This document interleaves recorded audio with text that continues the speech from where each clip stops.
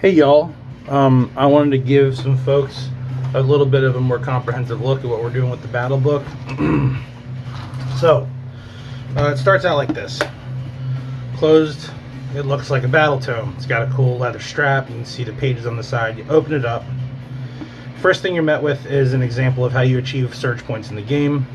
Cool. Right after that, on the inside flap, you have all basic mechanics on how you do melee attacks and blindside attacks, which is, it's all explained here. You can deal damage without taking return damage, and how range attacks worked, and how you can do the upgraded version of those called a sure shot. Right next to that, you'll see a recessed space for your surge die counter, which you'll put right here.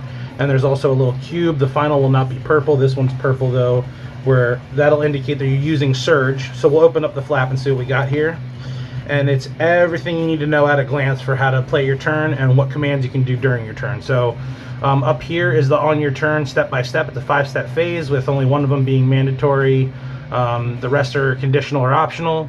Then all the commands you can do on your turn, which are universal. These are not, these do not pertain to the token talents, which are your faction abilities, which are all on cards that, each faction comes with one card. The basis on how to resolve combat damage and how to earn surge points, which are coupled with this little visual aid here. Now, what else is there? Okay, we have a dice tray for rolling your evasion dice. Look how great that is. And when you start your turn, you can put your command counter here. You use your first one, move it to 2.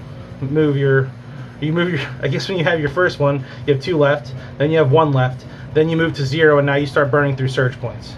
Now this prototype here is actually missing the word surge here, and also the dice doesn't quite fit in the space, so they need to enlarge the space slightly. But other than that, obviously when you have 0 surge, you put the X on the top.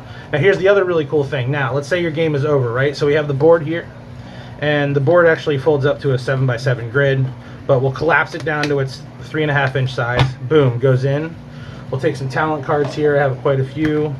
Take all the different faction talent cards. There's 3, 4, 5, 6, 7.